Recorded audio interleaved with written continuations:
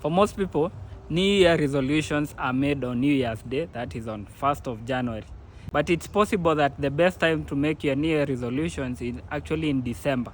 And here are 5 reasons why. Number 1 is important to reflect on your personal finance behavior over the last 1 year before you set New Year resolution.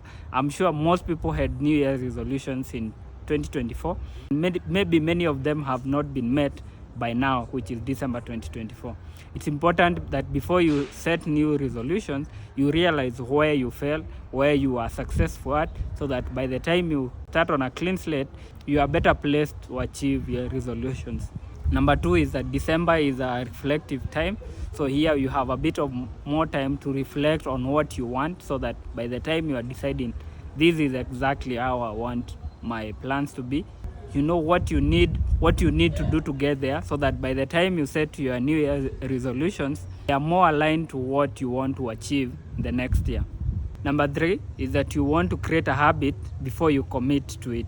If, for example, on New Year's Eve you decide that you want to be saving this amount of money every day, you cannot create that habit in a day. However, if you start in December, then you have a bit more time. Maybe you can start saving in mid-December, which means you will have had 2 weeks to monitor your behavior and also see how you can improve your savings habit, because it takes time for the brain to adapt to a new habit.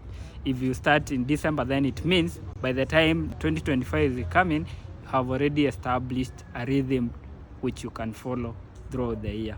Number 4 is that by starting December, you buy yourself time to test out how effective you will be in sticking to your New Year's plans. And even if you are not so perfect at it, you have a second chance to clean the slate in January 2025.